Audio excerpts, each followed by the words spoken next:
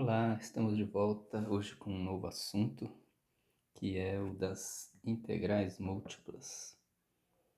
Então, a gente vem fazendo um paralelo com os conceitos que foram desenvolvidos no primeiro curso de cálculo para funções de uma variável só e agora desenvolvendo os mesmos conceitos para funções de várias variáveis. Então, a gente viu a parte de derivadas parciais, diferenciais, cálculos de máximos e mínimos, regra da cadeia, todos aqueles tópicos do cálculo diferencial para funções de várias variáveis. E agora a gente vai ver o correspondente à parte de integração, que é esse assunto das integrais múltiplas. Então, a gente vai ver logo aqui na sequência que, bom, eu vou começar relembrando o conceito de integral e a definição lá do cálculo 1, para a gente ter pelo menos as ideias mais frescas na memória, que vão ser úteis para desenvolver os conceitos paralelos ou semelhantes aqui para integrais de função de várias variáveis. Então, vamos começar relembrando como é que a gente lidava com funções de uma variável só, do ponto de vista de integração. Então, eu coloquei aqui um gráfico de uma função genérica de uma variável, y igual a f de x. E vamos supor que a gente queira determinar qual que é a integral dessa função de a até b, ou como que a gente definia o conceito de integral. Bom, a integral de uma função no intervalo a b, no caso aí uma função que é positiva o tempo todo, depois a gente pode relembrar como é que essa ideia se generaliza para funções que não são positivas em todos os pontos, mas pelo menos no intervalo a b, quer dizer, essa função aí é positiva. E aí a ideia de integral tem a ver, no caso aí de uma função positiva, com a gente calcular a área debaixo do gráfico, entre o gráfico e o eixo x, para x entre a e b. Então, uma das coisas que motivou o cálculo de integrais foi a ideia de se calcular essa área. E tem vários problemas aí várias situações de física, de cálculo de trabalho, energia, ou outras situações em que a quantidade que a gente quer calcular corresponde numericamente à área entre o gráfico e o eixo x, nesse caso, ou da variável que você tiver fazendo o papel do x aí. Mas o que motivou lá no cálculo 1, o cálculo das integrais, essencialmente foi encontrar essa área. Depois a gente vê como que a gente faz sentido da integral para uma função que é positiva em algumas partes e negativa em outras. E aí como é que cada uma desses trechos contribui para a integral. E eu vou voltar a falar disso, mas só para relembrar, as partes onde a função é positiva contribuem para a integral com um valor positivo correspondente à área aí entre o gráfico e o eixo x. As partes onde a função é negativa contribuem para a integral com um número negativo, ou um valor negativo correspondendo a menos essa área entre o gráfico e o eixo da variável em questão. Se for x é o eixo x, se for r é o eixo r, e assim por diante, não importa. o nome da variável. Mas o que importa é que as partes onde a função é negativa contribuem negativamente para a integral, as partes onde ela é positiva contribuem positivamente, e aí você vê no final quanto que resulta se você acrescenta as partes positivas e retira as partes negativas. Pode não sobrar nada, pode predominar as partes negativas, e aí o resultado vai ser um número negativo, e assim por diante. E se predominar as partes onde a função é positiva, o resultado vai ser um número positivo. Tem a ver com a amplitude aqui também, o quão grande é o valor da função. Pode ser que essa largura aqui seja menor ou seja maior do que, vamos supor que fosse nesse intervalo de A até B. Vou até o B um pouquinho para lá. Então, mesmo que essa região onde a função é negativa tenha uma largura maior do que esse pedaço mais esse outro pedacinho ali do lado do B, juntos, pode ser que isso não seja suficiente para a parte onde a função é negativa predominar, porque depende também dessa amplitude aqui dos valores que a função assume. Pode ser que essa área... deixa eu pegar outra cor aqui para destacar. Pode ser que essa área mais essa outra área pequena aqui sejam maiores ainda do que a área dessa parte aqui. Mas isso são detalhes que a gente não fica medindo ou quantificando essas coisas normalmente. A gente simplesmente calcula a integral de A até B. Lá no cálculo 1 vocês devem ter visto isso. Tem maneiras de a gente fazer essa conta e que a gente não tem que ficar pensando nesses termos quais são as partes onde a função é positiva, onde é negativa, vocês devem se lembrar bem.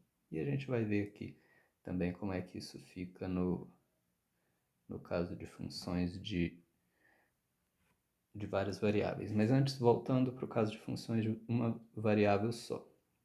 A integral definida, que a gente chama de uma função, no intervalo AB, é definida a partir de um limite. Como é que é esse limite? O que a gente faz é a gente subdivide esse intervalo AB em vários subintervalos menores. Ou seja, a gente fatia essa região aí entre o gráfico e o eixo X em tiras, aí, em faixas.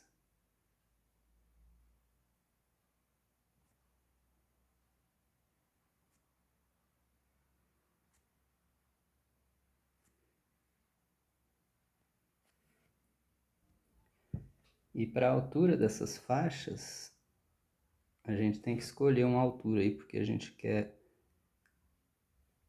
pensar em termos de retângulos, porque retângulos são mais fáceis da gente calcular a área aí. Então, o que normalmente é feito é escolher algum ponto do intervalo aqui no eixo X, daquele subintervalo, e calcular o valor da função naquele ponto.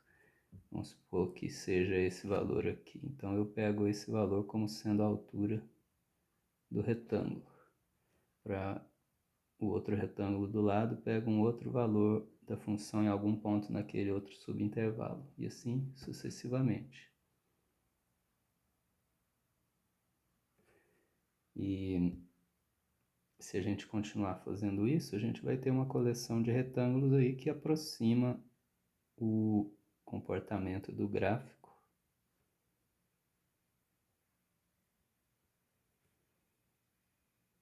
porque ele nunca vai estar muito longe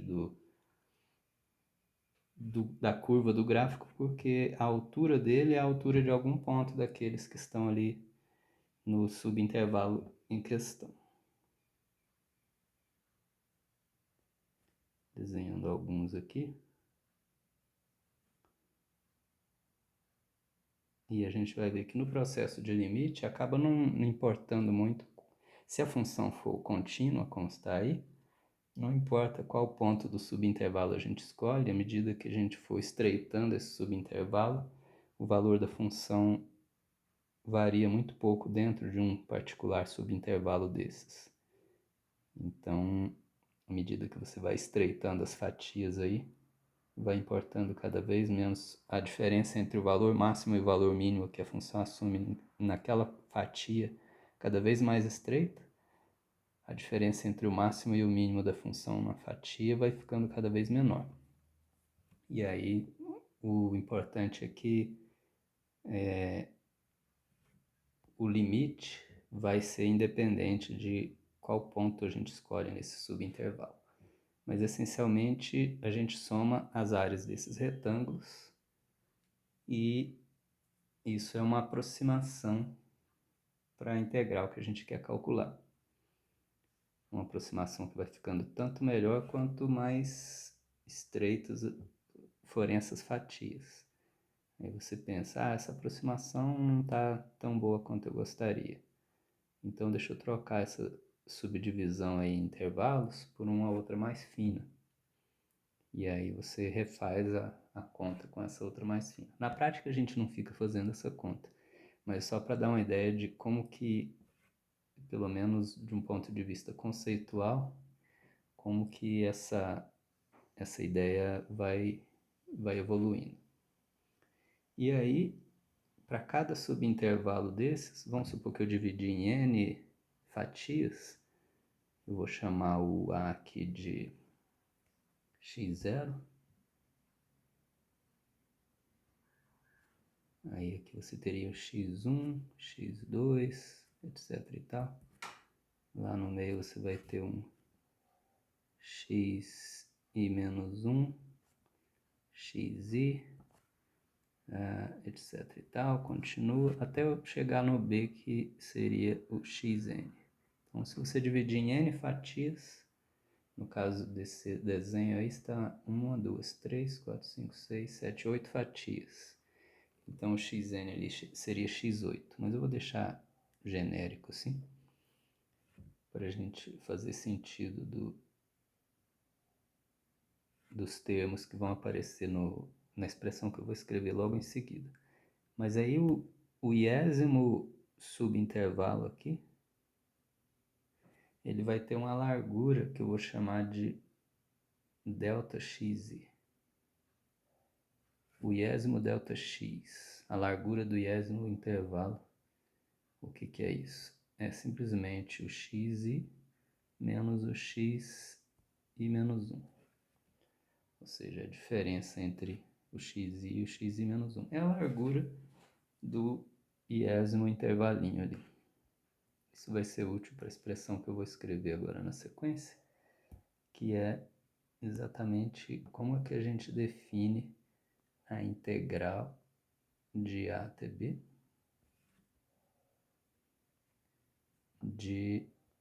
dessa função f de uma variável só. Bom, a gente define essa integral como sendo a soma com esse índice aí indo de 1 até n, pode chamar de i ou de j, eu chamei de i, eu vou continuar chamando de i, indo de 1 até n, do que? Faltou um limite aí, né?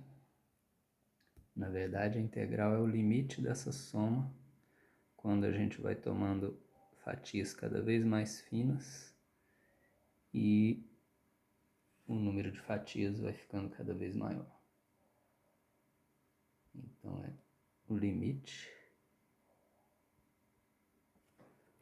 quando os ΔX tendem a zero. E aí,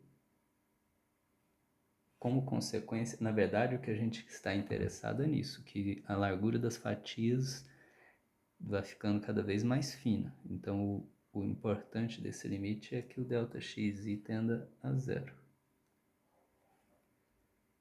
E como consequência disso, o número de fatias vai tender a infinito, como consequência delas todas irem ficando cada vez mais finas. Por que eu não coloco simplesmente o n tendendo a infinito? Porque dá para a gente fazer o número de fatias tender a infinito sem a largura delas todas tender a zero. Então,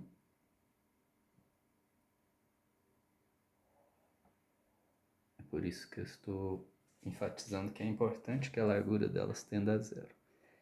Mas aí eu vou calcular o limite do quê? O limite da soma das áreas desses retângulos aí. Não exatamente a área. No caso em que a função é sempre positiva, vai coincidir com as áreas. Mas quando a função tem regiões onde ela é negativa, a gente soma com o sinal. Então, levando-se em conta o sinal. Então, as partes onde a função é negativa vão contribuir para essa soma com valores negativos. E aí a gente fica com aquele saldo ali, aquele balanço das áreas, as áreas das partes positivas menos as áreas das partes onde a função é negativa. Mas onde é tudo positivo igual aí, vai coincidir com a área da região toda. Então, o que eu calculo? Medida da base, que é o ΔXi, vezes a altura, que é o valor da função em algum ponto daquele intervalo. Vamos supor que aqui eu tenha calculado a função, o valor da função em algum ponto aqui, que é eu vou chamar ele de xi asterisco. É o ponto que eu escolho no iésimo intervalo para calcular o valor da função. Então aqui vai ficar o valor da função calculado nesse ponto que eu escolho lá, vou chamar ele de xi asterisco, e vezes a largura da base. Então eu escrevi nessa ordem porque vai ficar mais numa ordem mais semelhante ao que aparece depois no símbolo de integral. Quer dizer, depois não, eu já escrevi aqui, f de x vezes o dx. Então, seguindo aquela ideia de, e aqui o ΔX e o iésimo ΔX. Para cada fatia eu vou pegar a largura dela vezes a altura dela.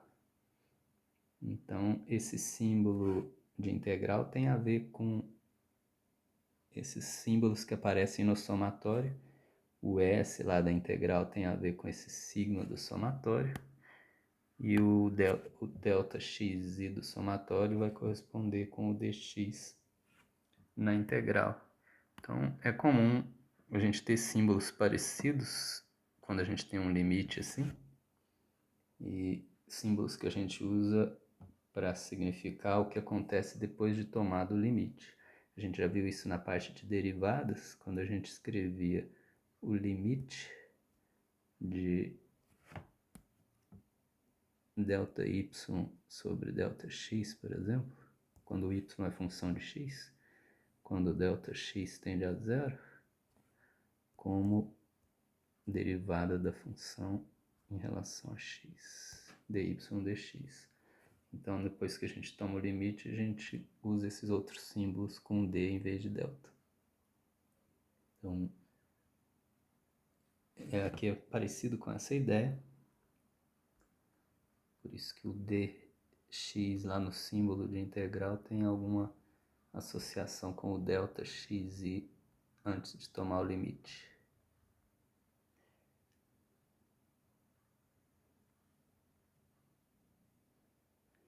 Ok, mas é importante agora para essa recapitulação que a gente está fazendo, só lembrar disso, que a integral é definida a partir de um processo assim de limite, em que a gente subdivide o intervalo AB, sobre o qual a gente quer calcular a integral definida da função, e para cada uma dessas subdivisões, a gente multiplica a largura dela pela altura, pelo valor da função em algum ponto desse subintervalo, soma isso ao longo de todo o intervalo AB e depois toma o limite disso quando os ΔXi, ou seja, quando a largura das fatias tende a zero e o número de fatias tende a infinito, por consequência. Ok? Isso vai dar para a gente um número, esse limite, se a função f for uma função integrável, se ela for contínua, ela já é integrável. Mas ela não precisa ser contínua, ela pode ter um certo número de descontinuidades. Se for um número finito de descontinuidades,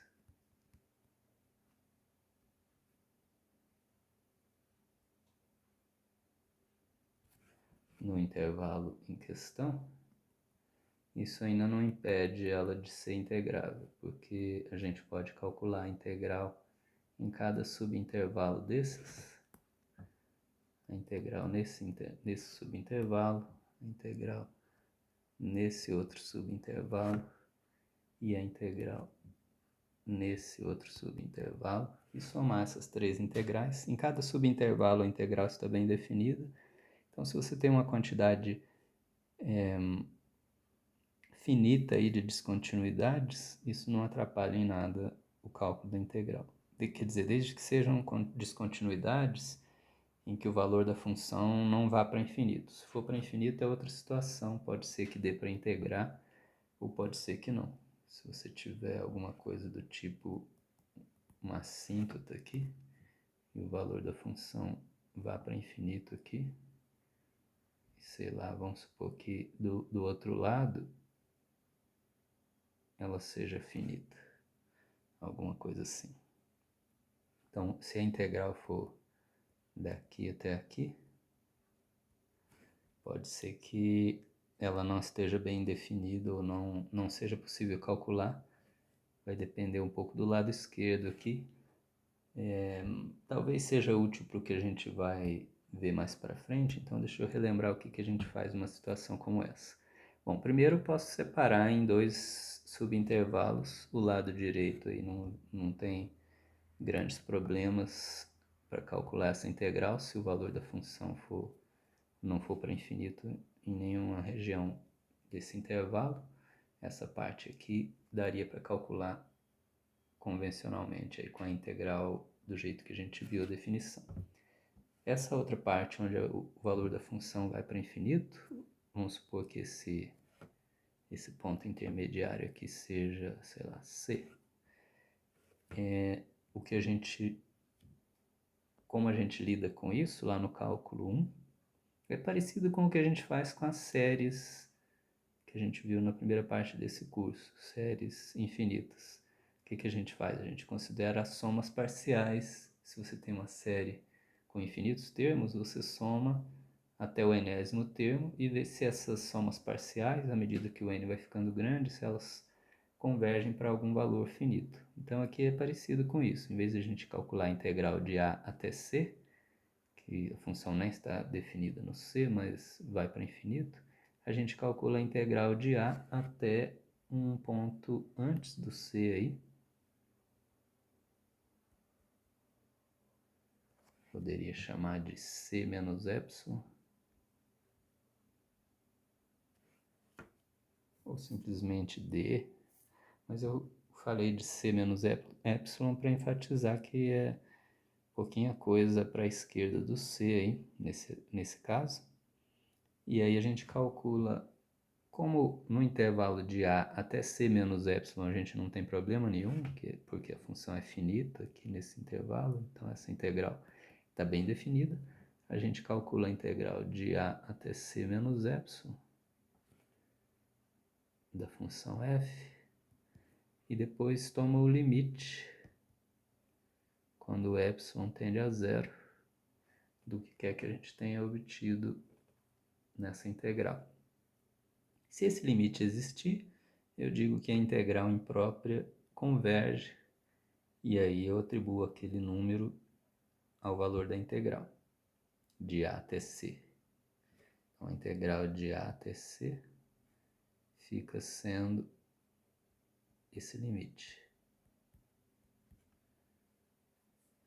Se a integral, se esse limite aqui eu acabar chegando à conclusão de que ele não existe, aí eu digo que a integral imprópria não converge, ou que ela não está definida, ou que ela não existe. Então, só para relembrar isso, pode ser que em alguns problemas que a gente vai ver mais para frente, isso seja relevante. Mas aí a gente relembra outra vez quando for preciso. Não se preocupe muito com isso agora não. Agora eu queria mais focar numa função bem comportada, sem descontinuidades, para a gente ter em primeiro plano essa relação entre a definição de integral e essa soma de áreas aí debaixo do gráfico. Agora, o que muda quando a gente tem uma função de mais variáveis? De duas ou mais variáveis? Para a gente poder desenhar gráfico e falar de domínio e tudo, eu vou restringir o exemplo a uma função de duas variáveis, mas as ideias se generalizam para mais variáveis também. Mas a ideia é a seguinte: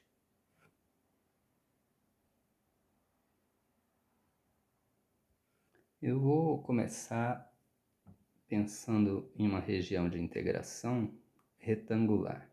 A gente vai ver que a região de integração vai poder ter outros formatos mais gerais, porque no cálculo 1, essencialmente, a gente falava de integração no intervalo AB. O máximo que dava para a gente fazer é uma união de vários intervalos, de A até B, depois de C até D, que a gente podia separar em várias integrais. Agora aqui, como o domínio é o plano para duas variáveis, se for em R3, se for função de três variáveis, o domínio é R3, então a gente tem muito mais possibilidades para região de integração do que só um intervalo ou só retângulos. Eu posso integrar numa região com formato qualquer aqui, a gente vai ver isso. Mas para iniciar a definição do conceito, eu vou considerar que a integral seja em um intervalo em que o x vá de A até B, por exemplo, e o y vá de um C até um D.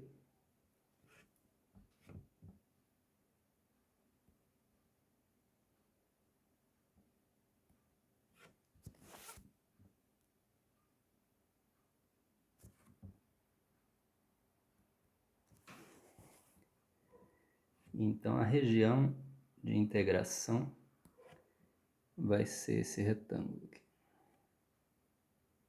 Isso tudo no domínio da função x indo de A até B, y indo de C até D. E aí eu estou supondo que o gráfico da função está aqui em cima. Eu vou desenhar só a parte do gráfico que corresponderia a essa região. A parte que está em cima desse retângulo, porque em 3D assim é mais complicado, os desenhos vão ficando meio poluídos. Então, para a gente limpar um pouco, eu vou considerar só a parte. É como se aqui no caso de função de uma variável, eu tivesse desconsiderado o que acontece, que não importa para essa integral, o que acontece com a função fora do intervalo AB. Então, restringir só a parte que está em cima do intervalo AB. Aqui é a mesma coisa. Eu vou restringir aqui ao intervalo AB.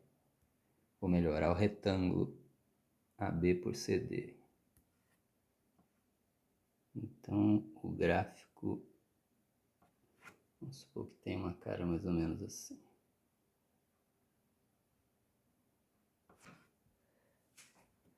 Sobre o retângulo que está aí no plano XY, na base. Então, o que seria, de novo, eu peguei uma função, esse gráfico aí corresponde a uma função que é positiva em todos os pontos desse retângulo AB por CD, para simplificar aí a nossa nosso primeiro contato com a definição de integral, com o conceito de integral para várias variáveis. Mas o que seria, ou o que corresponderia a essa integral? Da mesma forma que lá no cálculo 1 a gente subdividiu o intervalo do domínio em vários subintervalos e nosso objetivo era calcular a área entre o eixo x e o gráfico, aqui vai ser uma situação parecida, só que o nosso objetivo agora vai ser calcular, nesse caso de função de duas variáveis, o gráfico mora no R3 e a gente tem um objeto tridimensional, então o equivalente a calcular a área lá do cálculo 1, aqui vai ser calcular o volume entre o gráfico e o plano XY aí no caso. Então, para isso, a gente subdivide o retângulo aí da base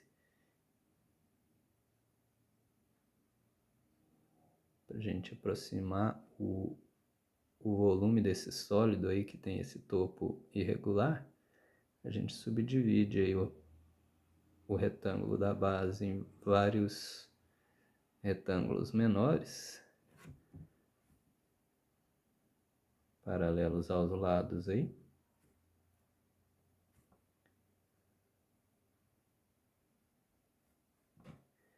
E para cada um desses subretângulos, a gente vai calcular o volume de um paralelepípedo aí, retângulo que vai até o topo ali. Escolhe algum ponto do retângulo lá da base para calcular o valor da função nele. Então isso vai corresponder a um prisma retangular. Eu vou desenhar só um deles aí, porque a pouco eu mostro uma figura mais que para fazer assim à mão é fácil de ficar irreconhecível aí o que a gente está desenhando. Mas vai ser uma torre aí de base retangular, um prisma, um paralelepípedo com a altura que é o valor da função em algum ponto que a gente escolhe lá na base, naquele retângulozinho da base. Se para cada um desses subretângulos aí da base você fizer isso, você vai ter uma família. Eu não vou desenhar outros aí só porque vai ficar meio ruim de enxergar, mas deixa eu mostrar aqui para vocês como é que isso ficaria numa figura aqui do livro do Stuart. Aqui está. Inclusive, ele mostra a evolução da ideia aí, que é a ideia de refinando essa subdivisão do retângulo que está na base. Então, aqui a gente percebe que essa superfície aí dos topos dos paralelepípedos vai ficando cada vez mais parecida com o gráfico de uma função de duas variáveis.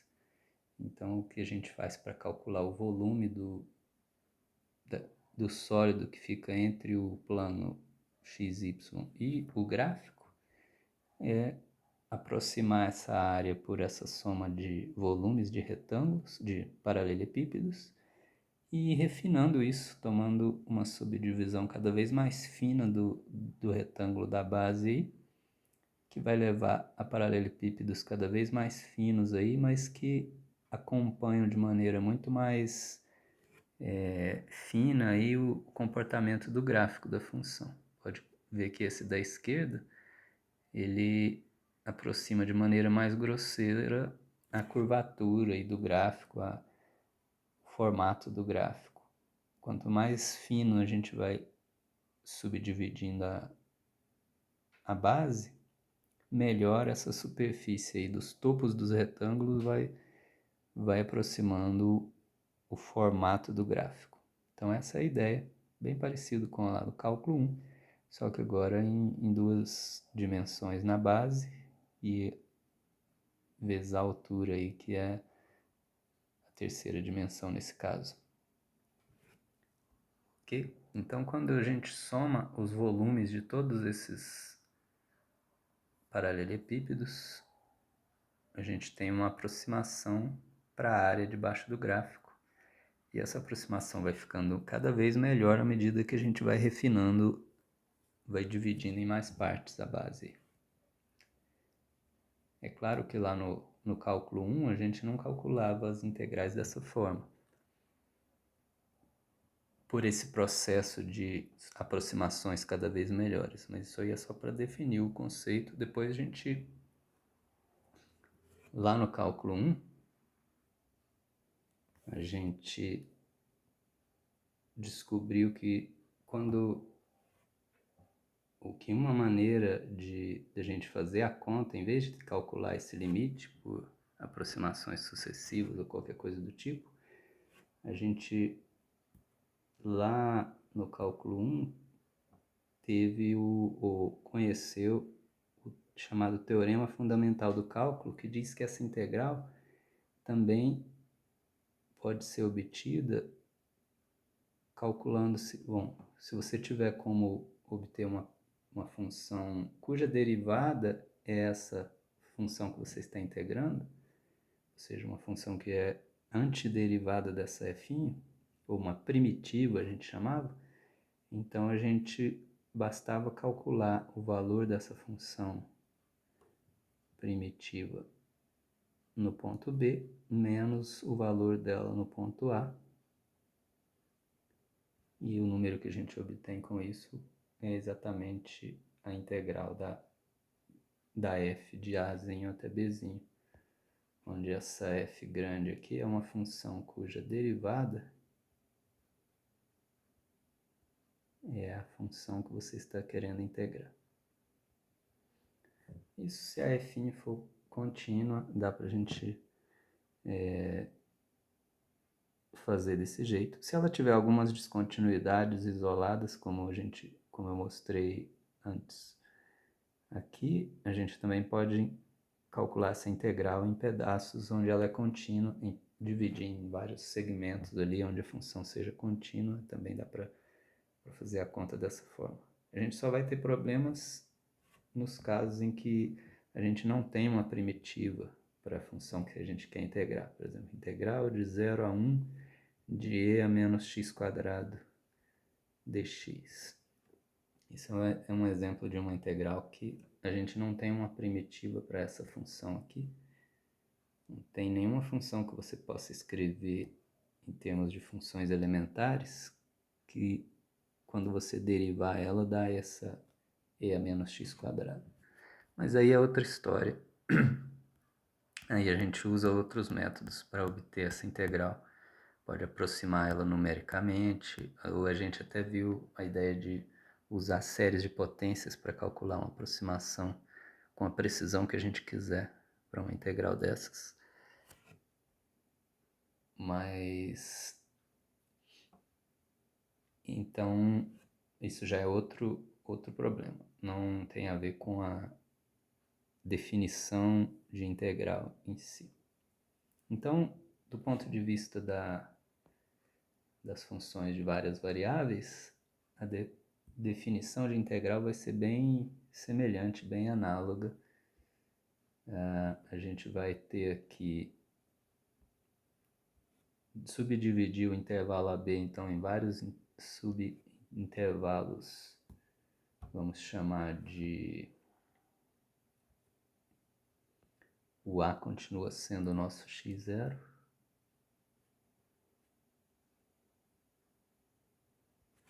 o B vai ser, eu vou usar m xm aqui para o x, indo de 0 a m, para deixar o n para o y. O c aqui seria y0, aí você vai ter y1 aqui na altura dessa primeira subdivisão, y2, etc., até chegar no d, que vai ser o yn, para ficar na mesma ordem alfabética, aí xy, mn. E aí lá em algum ponto aqui no meio a gente vai ter o iésimo x, colocar esse aqui como xi, esse outro xi menos 1. Então isso vai ser o meu delta xi. Aqui também, em algum ponto, a gente vai ter o yi menos 1 e o yi. Deixa eu limpar um pouco aqui.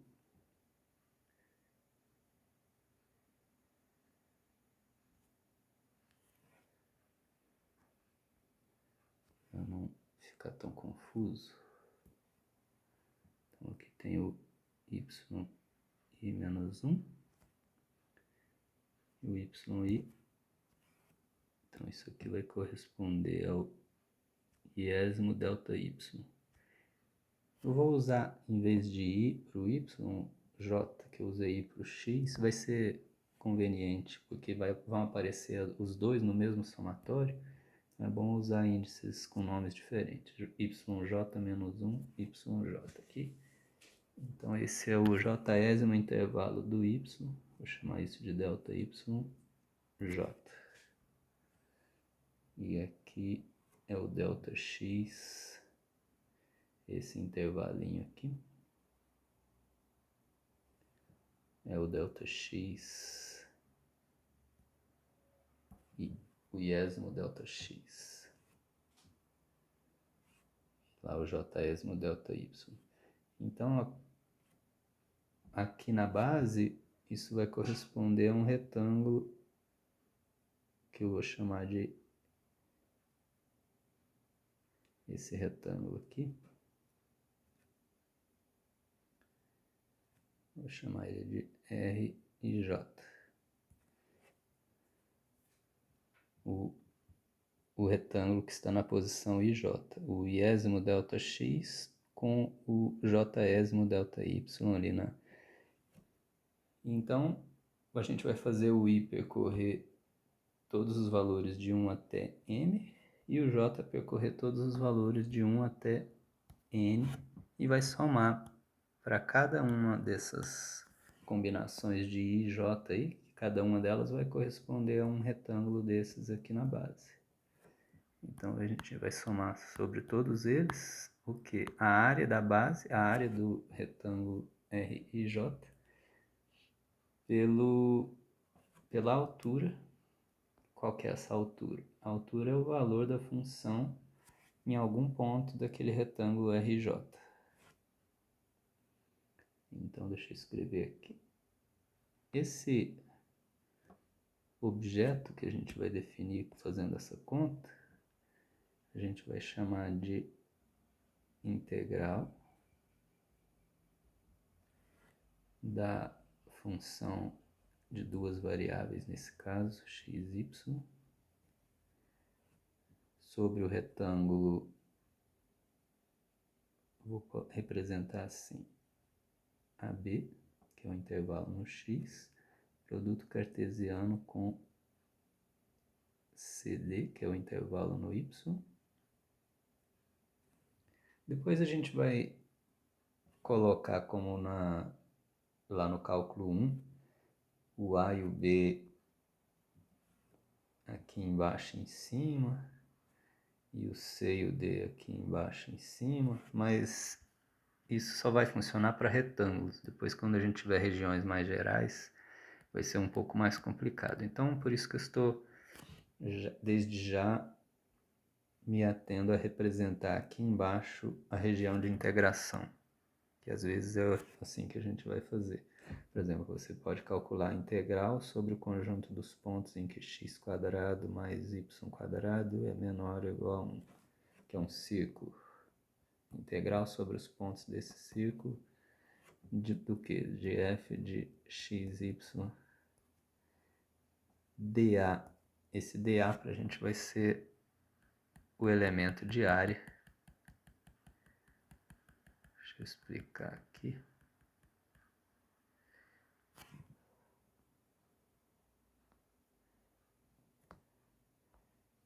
A área desse retângulo RJ, que é o que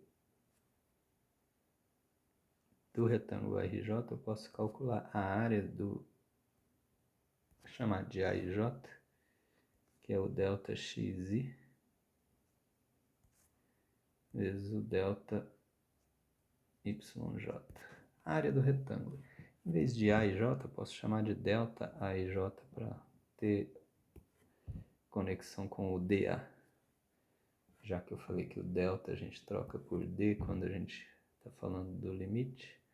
Então, o delta A e J seria isso. O retângulo RJ, a gente calcula a área dele como sendo o produto do ΔXi pelo ΔYJ. Então, a integral de f de xy, vou colocar por enquanto aqui dA.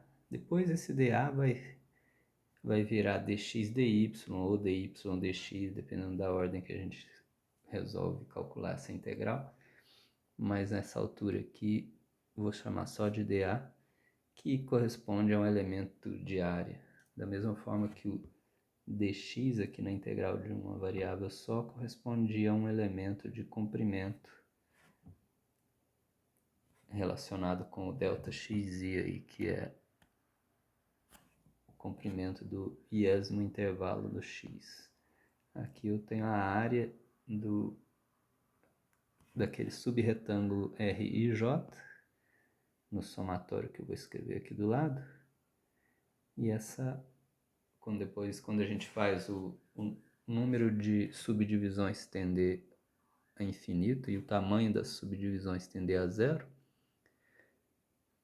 esse retângulo que está na posição IJ vai corresponder, a área dele vai corresponder ao elemento de área aí na definição de integral.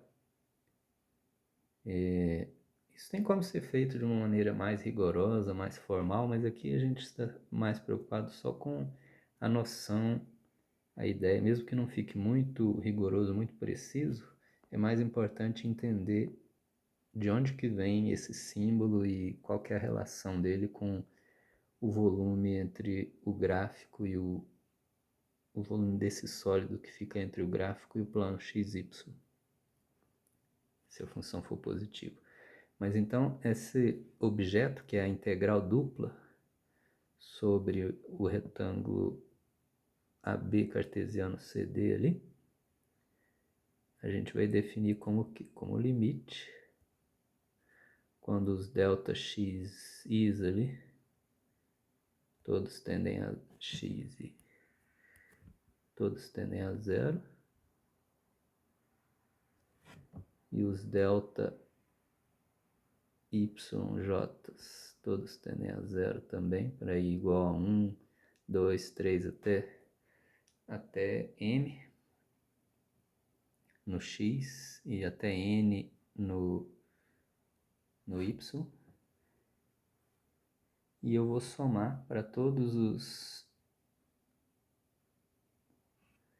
Aqui a ordem tanto faz, mas para todos os i's indo de 1 até n,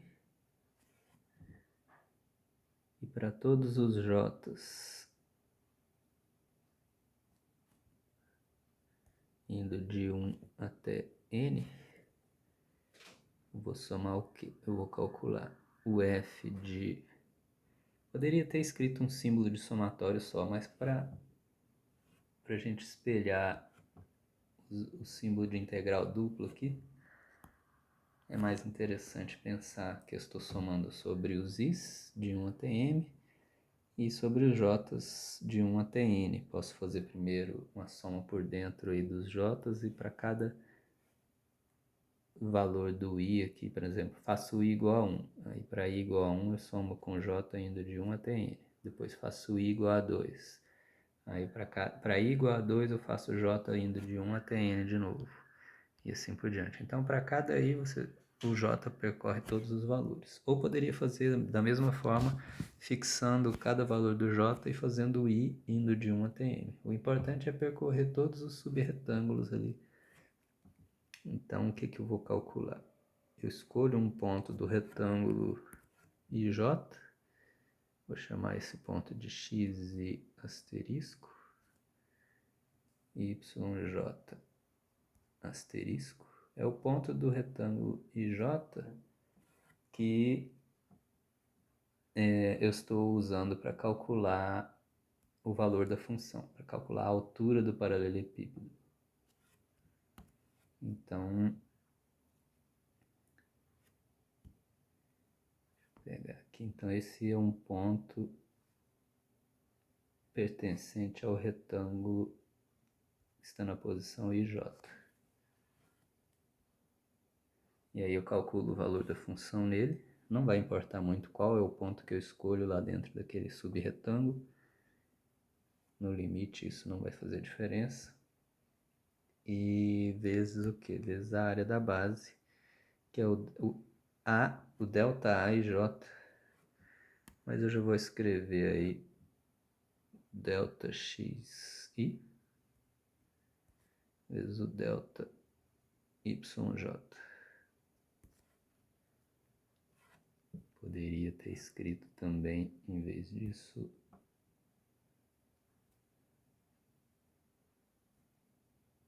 a área do retângulo na posição IJ.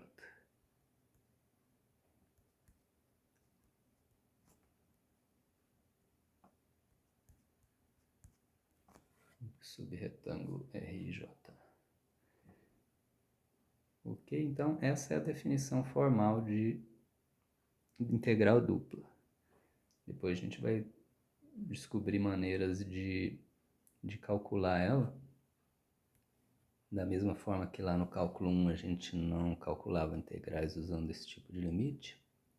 A gente usava, por exemplo, o teorema fundamental do cálculo.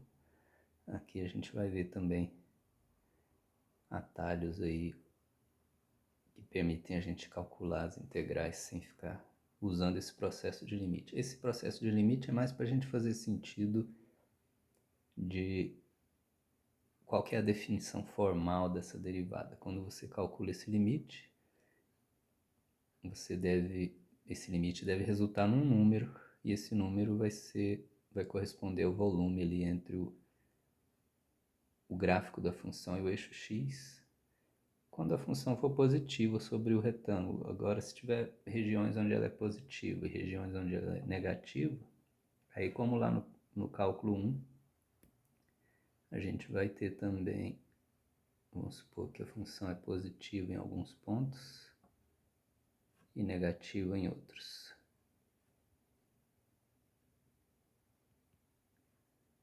E o gráfico faça assim.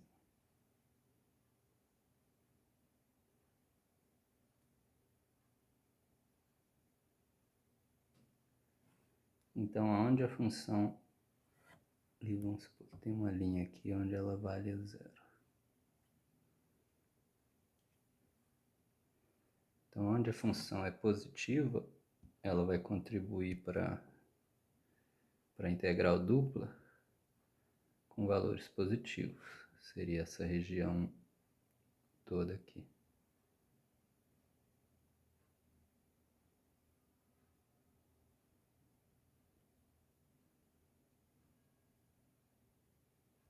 Então, vai ser o volume desse sólido aí, menos o volume das partes onde a função assume valores negativos. Porque aqui, ó, nessa soma, entra o valor da função calculado em cada subretângulo daqueles. Então, se em algum daqueles subretângulos você calcula o valor da função e isso resulta negativo,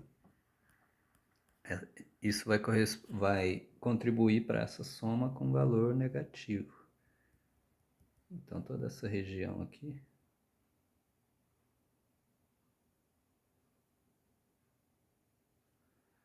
vai corresponder ou vai contribuir com um valor negativo para essa integral.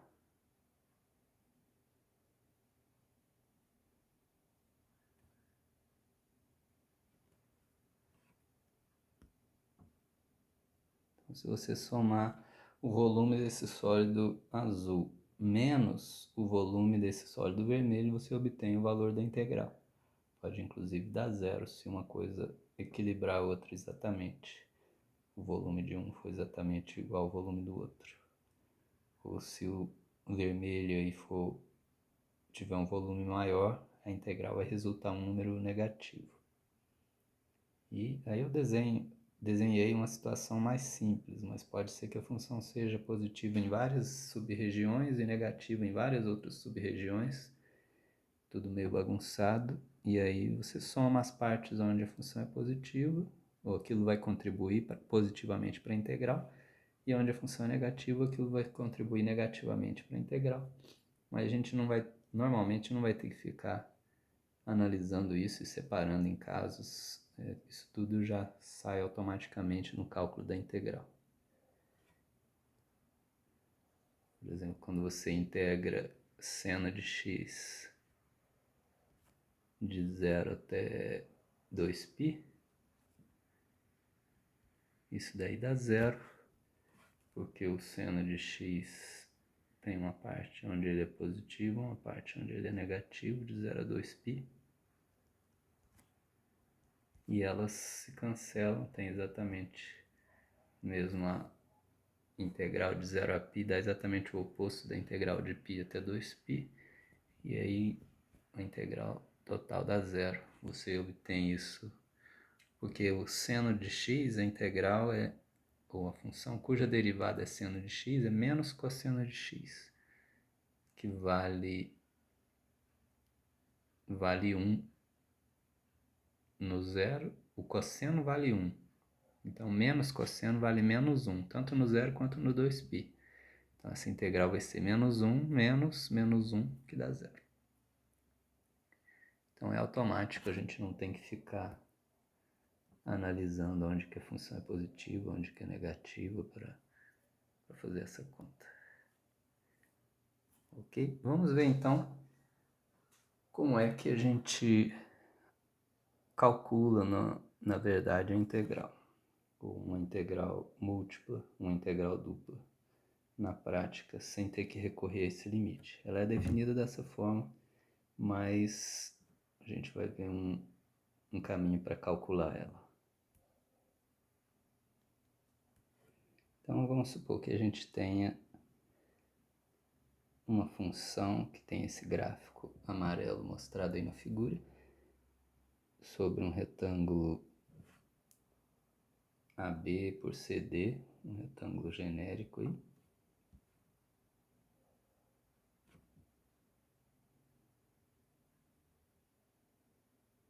X igual ali, x igual a A, x igual a B, y igual a C, y igual a D aqui. E aí, como é que a gente pode pensar nessa área entre o gráfico e o plano XY?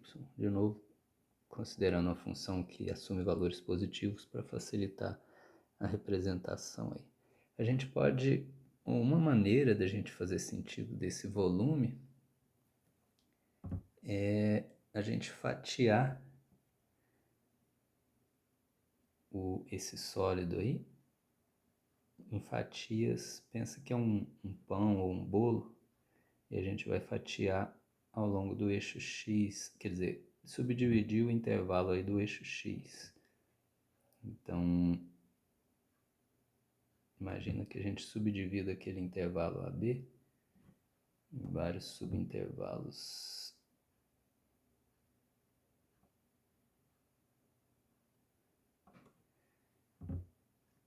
Cada um deles com uma espessura e uma largura, ΔX1, ΔX2, ΔX3 até o ΔXN, igual a gente fez na definição de integral, mas eu vou fatiar agora só em x e vou deixar as fatias, como eu falei, como se fosse sei lá, um pão de forma. Então lá no começo vai ter uma fatia aqui assim. Talvez eu devesse ter feito o gráfico mais girado um pouquinho, mas dá para entender ali uma fatia.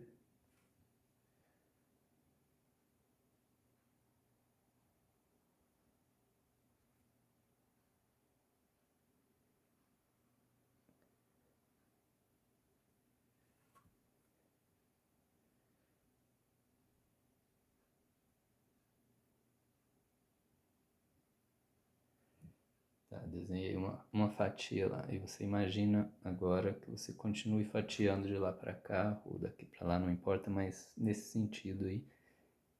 Desenhar mais uma fatia no final aqui.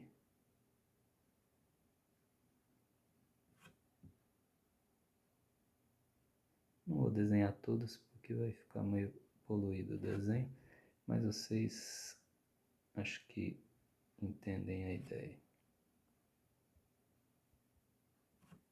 Ficou até meio largo aqui essa. Deixa eu estreitar um pouquinho mais. Desenhei só uma lá no começo e uma aqui no final, mas imagine que você venha fatiando todo esse bloco aí dessa forma. E aí a gente pode pensar no volume desse sólido como sendo a soma dos volumes das fatias. Só que cada fatia dessa, se você pegar ela fina o suficiente, o valor da função aqui em cima quase não vai variar ao longo da largura da fatia. Vai variar muito pouco. Quanto mais estreita for a fatia, menor vai ser a variação da função no sentido do x aí. É claro que no sentido do y o valor da função varia bastante, ou pode variar bastante, mas eu estou estreitando aí no sentido do x. E aí eu posso pensar na área da iésima fatia e usar aquela definição de integral lá do cálculo 1. Então, eu posso pensar que cada fatia aqui tem uma área que depende do valor de x. Por exemplo, lá quando x é igual a eu tenho aquela primeira fatia encostada lá na parede lá do fundo. Quando x for um pouquinho mais do que a, eu tenho essa outra fatia da frente. Quando x estiver no meio do intervalo AB, eu vou ter uma fatia aqui no meio. E assim sucessivamente. Então, para cada valor de x, eu tenho uma fatia cuja área eu posso calcular. E essa fatia, se eu desenhar ela à parte aqui, como é que ficaria a cara dela? Eu tenho aqui o eixo Z, o eixo Y, olhando nesse sentido, olhando de frente para a fatia. E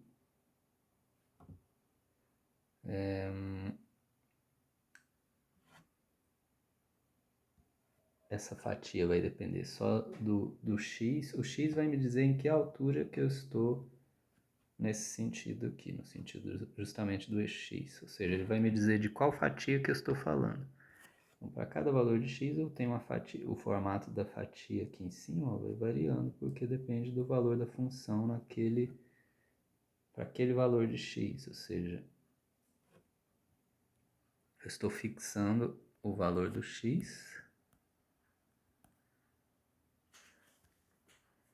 e deixa eu só tirar essas setas aqui.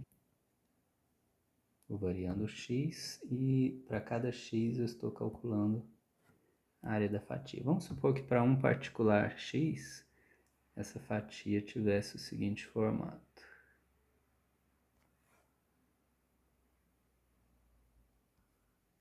Aqui o y é igual a c, aqui o y é igual a d. À medida que a gente troca o valor de x, esse topo aí da fatia vai modificando de formato, mas eu estou só desenhando uma delas e para a gente ver como é que a gente pode calcular a área dessa iésima fatia. O valor da função aí no topo é o f de x, aquele x em particular fixado, e y, o y vai variar de C até D. Então, o x fixado aí, poderia ter chamado de x0, mas eu não quis para não carregar muito a notação. Então, para cada x entre A e B, cada valor de x que você escolher, você vai ter uma fatia dessas. E como é que é a área dessa fatia? A área dessa fatia vai ser, a gente pode calcular usando uma integral daquelas lá do cálculo 1. Então, A de x,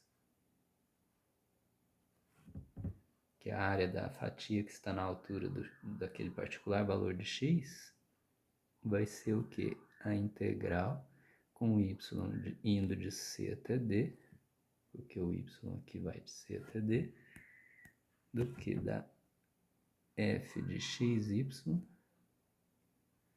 dy, onde aqui o x está fixado. O x, vamos supor que seja 3,2. Então, você vai manter o x igual a 3,2 o tempo todo e variar o y de c até d. Integrar em y com y indo de c até d. Daqui a pouco a gente vai ver não só um, mas vários exemplos e vai fazer um pouco mais de sentido, eu espero.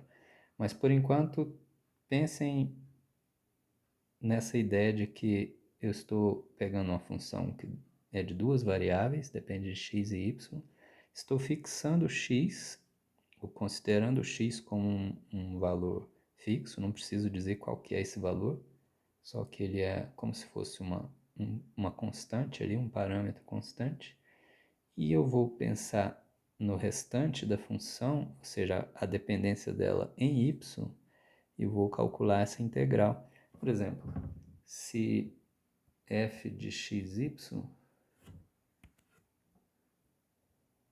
fosse x² mais xy, e eu quisesse integrar isso com y indo de c até d,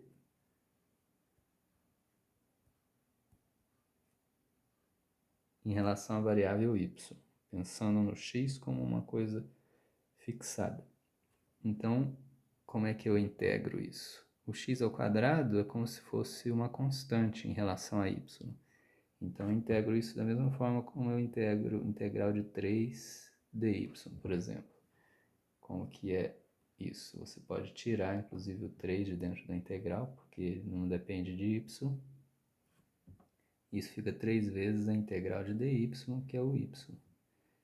Se fosse de a até b, por exemplo, ou de c até d, para manter o que a gente está calculando ali, seria 3y com o y indo de c até d, ou seja, 3d menos 3c. E a integral do x², então, seria x² vezes o y. Se fosse integral de 3 dy, daria 3y, mas é x² dy, então fica x² vezes y. Eu vou deixar para pôr o indo de a até b no final. Mais integral de xy, eu trato o x como uma constante e integro o y. O que é a integral de y dy? É y² sobre 2. Então, o x que estava lá continua, y² sobre 2. Tudo isso com o y indo de c até d. É bom especificar que é o y aqui, porque tem x e y lá na expressão. Se você põe só de c até d, às vezes é fácil você perder de vista que quem vai de c até d ali é o y e o x está fixo. Tá? A gente vai ver outros exemplos, eu só mostrei esse exemplo aqui para vocês terem uma ideia menos vaga, assim, menos, porque eu falando só de f de x, y aqui às vezes fica difícil de entender. Como é que eu vou integrar isso em y, mas deixar o x constante? Então, a gente vai se acostumar com essa ideia, não se desesperem, não entrem em pânico ainda, não criem pânico, mas vai ser... Aos poucos a gente se acostuma. Então eu vou apagar esse exemplo aqui, porque outros virão. Qualquer coisa vocês voltam também o vídeo nesse ponto se quiserem entender melhor esse exemplo. Mas então o que importa aqui é que com isso a gente obtém uma função só do x. Aliás, até deixa eu voltar lá naquele exemplo. Uma vez que você substitui o y igual a d aqui, menos essa mesma expressão aí calculada para y igual a c, o y desaparece da expressão. Se fosse de 0 a 1, por exemplo, em vez de c a d. Vamos supor que aqui fosse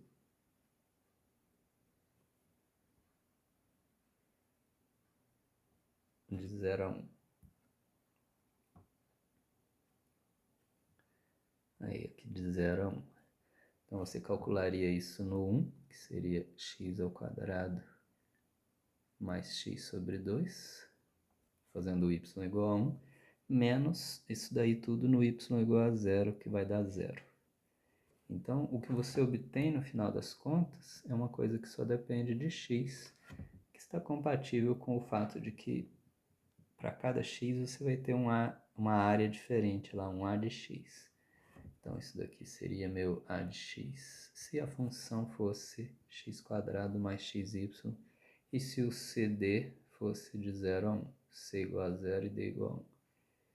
Então, você obtém uma coisa que só depende do x, uma vez que você integra na variável y.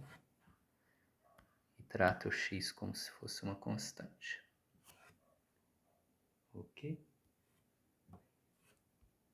Então, continuando,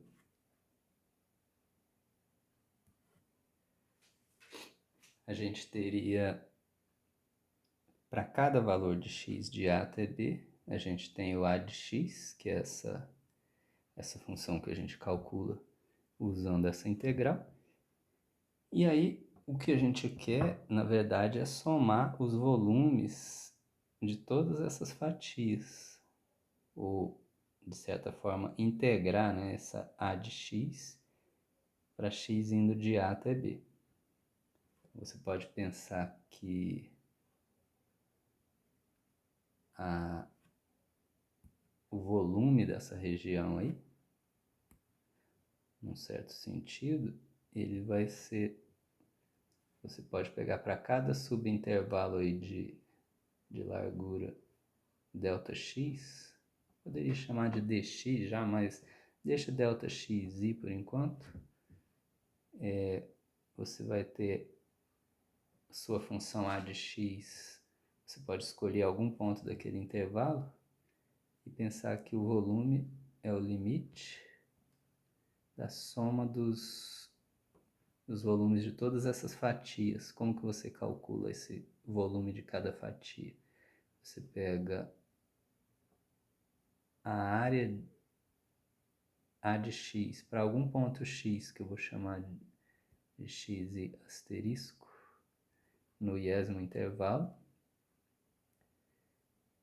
E a gente vai fazer o i variar de 1 até m, para não perder de vista, porque na verdade aqui a gente vai integrar só na variável x, uma vez que essa função aqui, a de x, não depende mais de y, ela depende só de x. Ela já é a área da fatia inteira.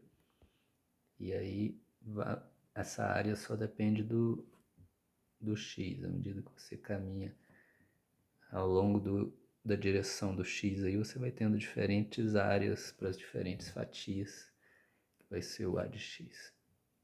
E eu vou somar então, para cada ΔXi, a espessura da fatia vezes a área da fatia, a área da frente da fatia. Então, a área da frente da fatia é esse a de x asterisco, ou seja, eu escolho algum ponto na iésima fatia, no iésimo intervalo, para ser o ponto onde eu vou calcular a área da fatia. Não precisa ser na frente nem no fundo da fatia, pode ser algum ponto no meio da fatia. E multiplico isso pela espessura da fatia, que é o ΔXi. Isso vai me dar o volume da iésima fatia. Vou chamar isso de ΔV. o iésimo ΔV, o volume da iésima fatia. E toma o limite disso daí quando os ΔXIs tendem a zero. E aí a quantidade de fatias, que eu chamei de M nesse caso, tende ao infinito, por consequência.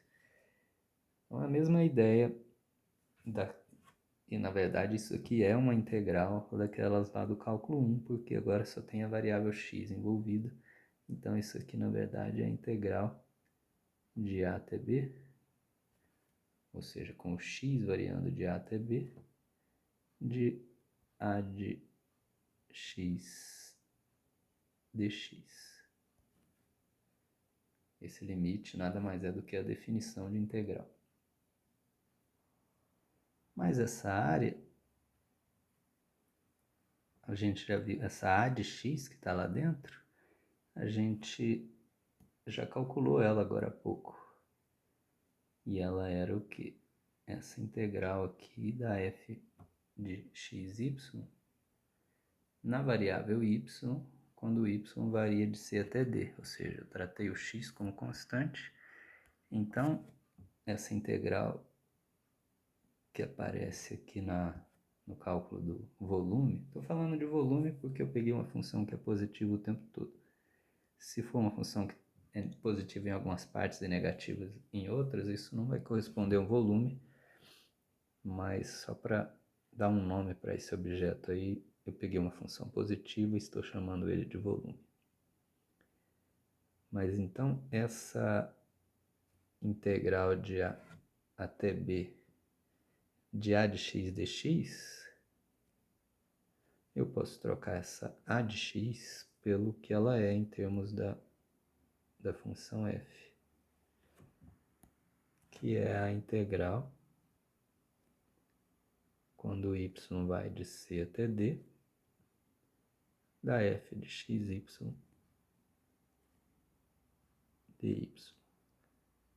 E aí aqui fora o dx que já estava lá. Então só no lugar que tinha a de x eu coloquei esses parênteses aí.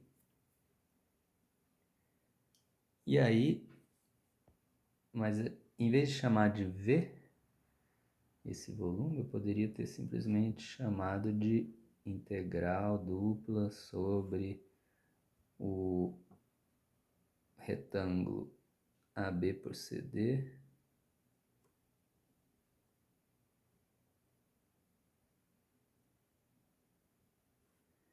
da função f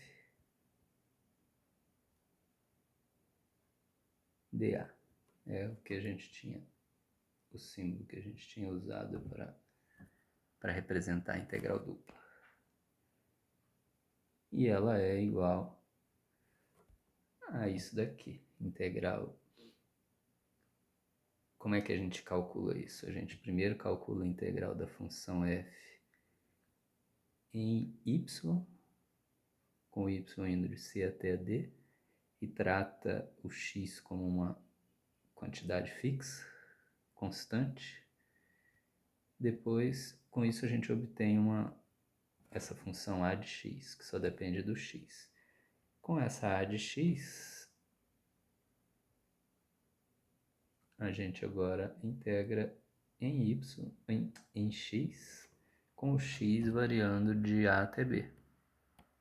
Ok, a gente chama isso de integrais iteradas, de iteração, de repetidas execuções do mesmo procedimento. Então a gente está iterando, a gente calcula primeiro a integral só na variável y, fixando o x, depois calcula, o resultado vai ser uma função que só depende de x, aí a gente calcula a integral na variável x. Agora, a gente poderia também fazer o mesmo desenvolvimento fatiando ao longo, ou paralelamente ao eixo x. Aqui as fatias nesse primeira situação, as fatias foram paralelas ao plano ZY, paralelas ao eixo y. A gente pode desenvolver exatamente a mesma ideia, fatiando. Deixa eu desenhar em azul uma fatia aqui ao longo do eixo Y. Você pode, ao longo do eixo Y, não, perpendicular ao eixo Y, a gente poderia ter fatiado nesse sentido aqui.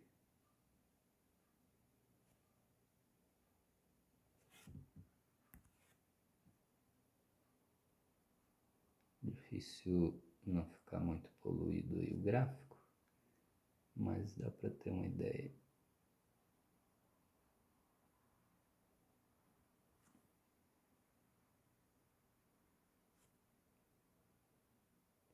Você pode subdividir o intervalo CD ali em subintervalos, delta y1, delta y2, delta yn, etc.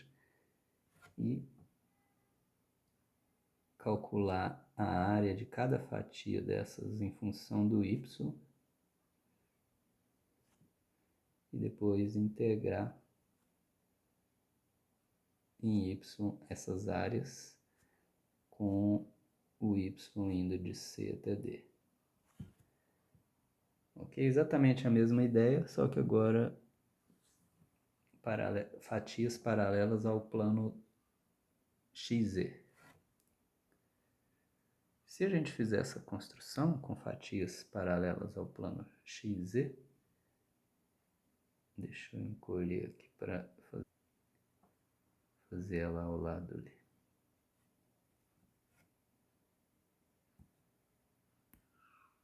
Então, a gente vai ter agora as fatias azuis ali, paralelas ao plano XZ. Cada fatia azul vai ter um formato, será alguma coisa assim, não importa muito. O X indo de A até B e a área da fatia. Agora, para cada fatia azul ali, o valor da função, quer dizer, quem que eu estou fixando ali em cada fatia azul? Eu estou fixando o valor do y.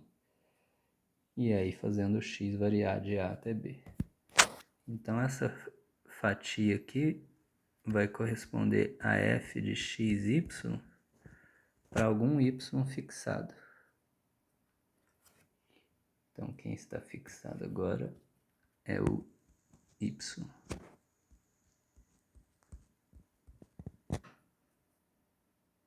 E aí para cada valor de y, eu calculo a área da fatia para aquele y. E essa área eu vou chamar de A de y.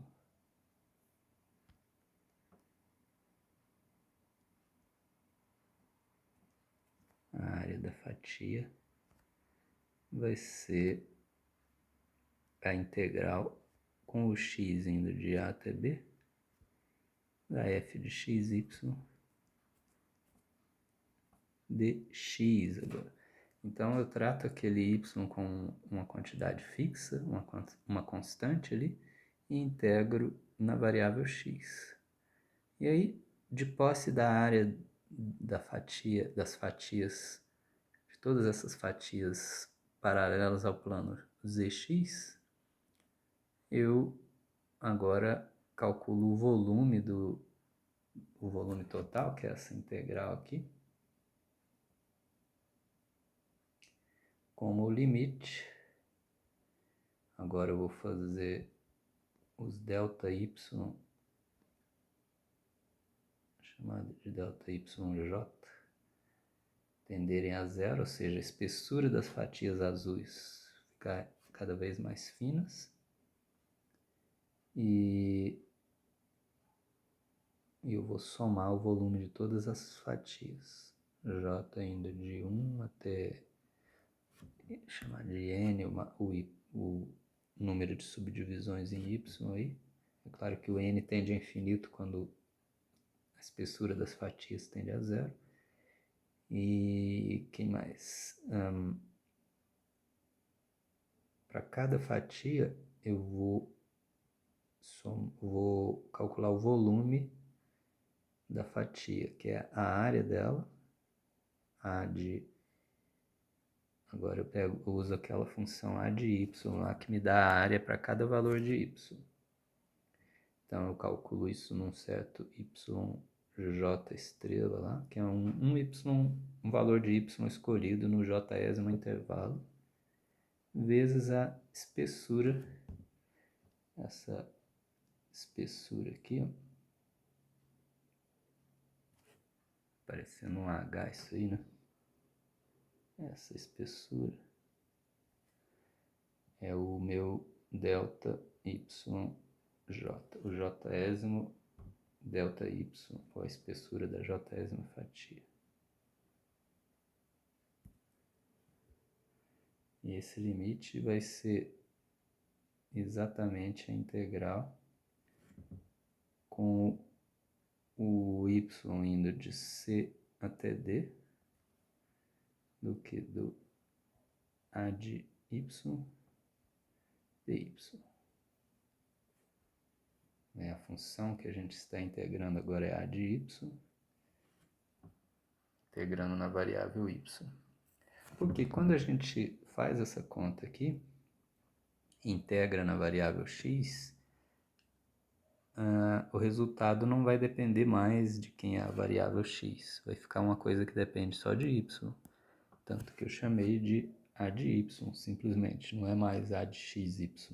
Porque a variável x, a dependência em x não é mais...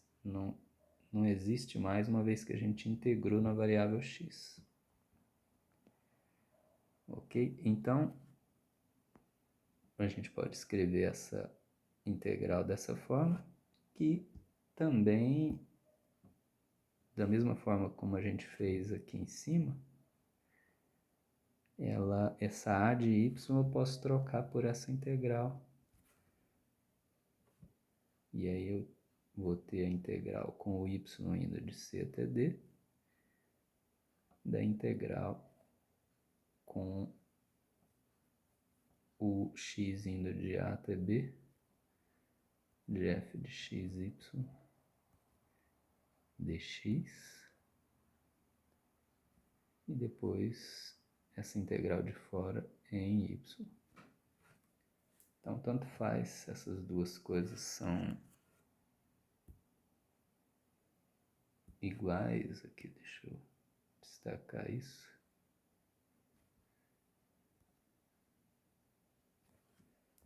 Na verdade, elas vieram da mesma... As duas são iguais à integral original. Então, a gente tem essas duas maneiras de calcular.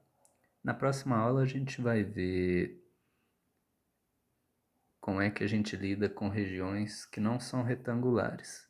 Mas, por enquanto, pelo menos para regiões retangulares, tanto faz você integrar primeiro em x, considerando o y fixado, e depois integrar em y, ou integrar, que é o que a gente faz aqui, ou integrar primeiro em y, considerando o x com uma quantidade fixa, e depois o resultado disso você integrar em x. Então, tanto um caminho quanto o outro levam ao mesmo resultado. Então, só para finalizar, deixa eu mostrar num exemplo concreto como ficaria essa situação. Vamos supor que a gente queira, por exemplo, pegar uma função que tenha um gráfico já bem conhecido, x² mais y².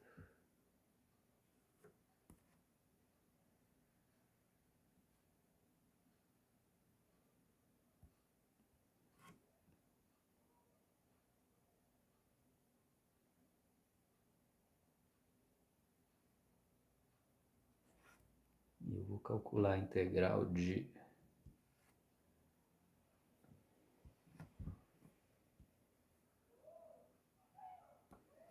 com o x indo de 0 a 1, aqui assim, e o y indo de 0 a 2.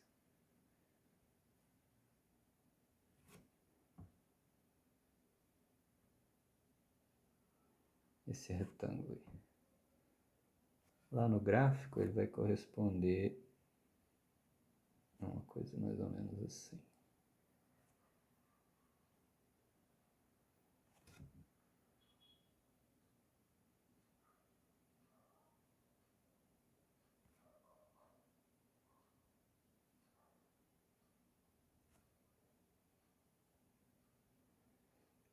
Então, se eu quisesse calcular o volume desse sólido aí, essa função aí, ou esse gráfico é o gráfico de z igual a x quadrado mais y quadrado. Então, sobre esse retângulo y indo de 0 a 2 e x indo de 0 a 1. Esse 2 num lugar que fica um pouco menos confuso.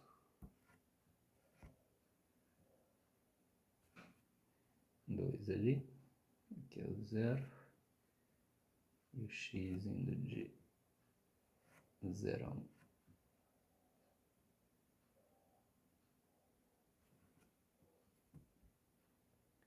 Então, uma maneira da gente calcular, nesse caso aí, o x e o y não se misturam na definição da função, mas é um exemplo bem simplesinho só para a gente ver como que seria feita essa conta na prática.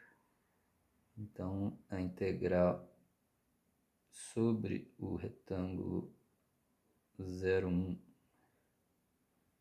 por 0,2,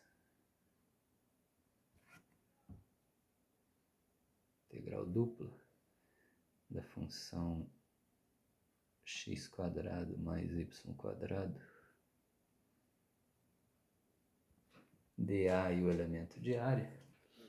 Então a gente pode calcular usando aquelas integrais iteradas. Eu vou fazer uma delas e deixar a outra como exercício para vocês. Vou integrar usando a integral em x por dentro e em y por fora. Então o y vai de 0 a 2. Não precisa usar aqueles parênteses, poderia escrever aqui, mas para simplificar a notação, a gente costuma não... Fica sempre bem claro qual integral que está por dentro, qual que está por fora. No caso de dentro vai ser em x, de 0 até 1, o x varia. Aqui eu vou ter x quadrado mais y quadrado, que é a função que eu estou integrando, dx, que é a integral que eu estou calculando primeiro, por dentro, dy, a integral que eu vou calcular por fora. Então, eu poderia escrever com parênteses aqui, ó, mas não precisa. Parênteses aqui e aqui.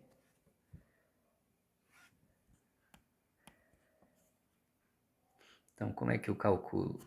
Como é que eu faço essa conta? Bom, a integral de 0 a 2 eu vou deixar lá por enquanto, porque eu vou focar na de dentro primeiro. Que é uma integral na variável x. X vai de 0 a 1. Então, se eu estou integrando na variável x, eu vou tratar o y como uma quantidade fixa.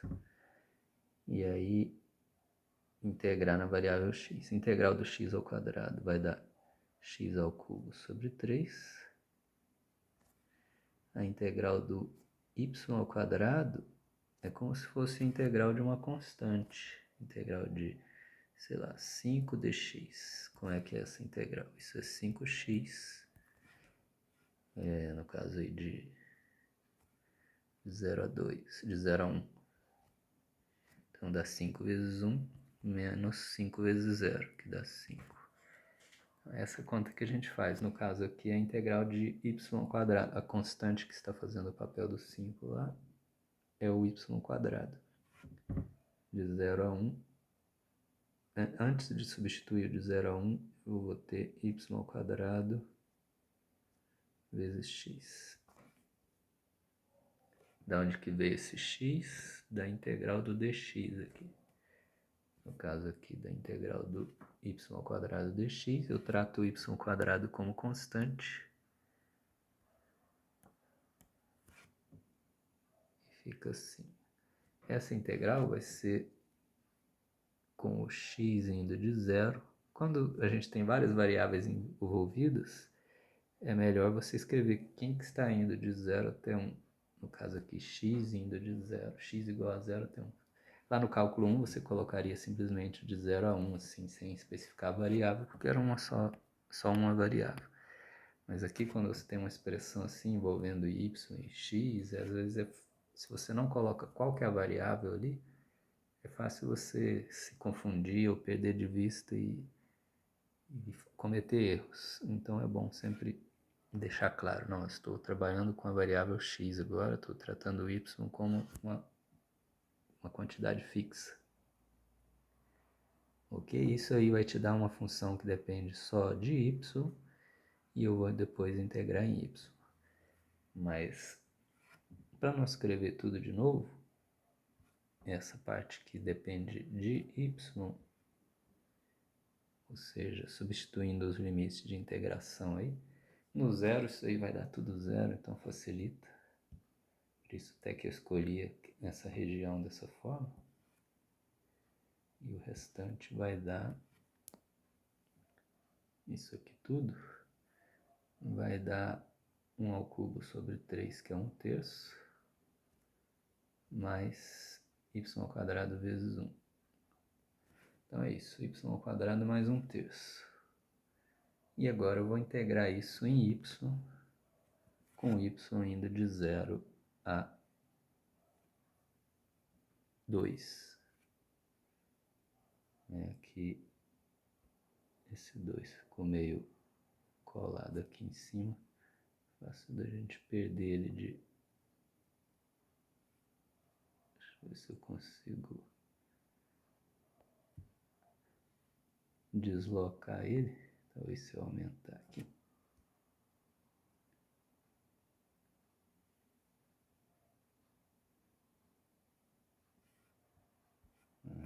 Menos mal. E aí, essa segunda integral que a gente tem para calcular vai dar a integral, quer dizer, depois de integrado aí, a função que eu vou integrar é essa daqui, né? Que é o que está ali dentro. O 1/3 integrado em y vai dar y sobre 3.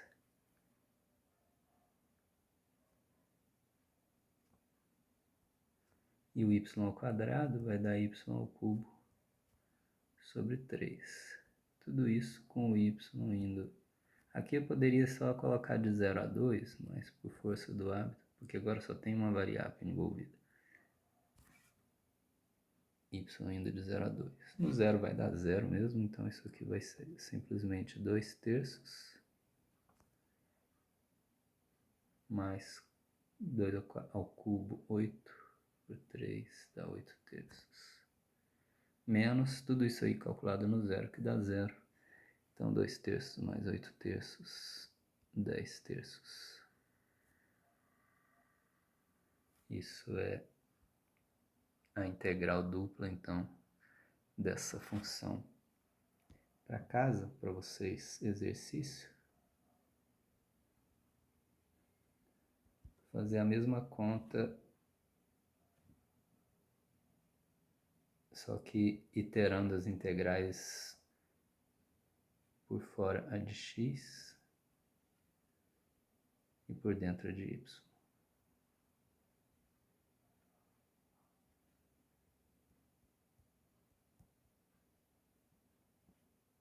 É exatamente a mesma coisa, porque essa função é bem simétrica em x e y. Poderia não ser o caso. Inclusive, a gente vai ver situações em que uma das ordens de integração, fazer uma das integrais primeiro do que a outra, deixa a integração mais fácil do que a outra ordem. Então pode ser conveniente trocar, inclusive, quando você se depara com uma integral que está dando muito trabalho, pode valer a pena reorganizar ela, reescrever. Quando os limites são constantes, aqui os limites de integração igual está aqui, que são integrais sobre retângulos, é até simples de fazer isso, mas a gente vai aprender a fazer quando a região de integração não é um retângulo. Então, mas aos poucos, isso é conteúdo para a próxima aula.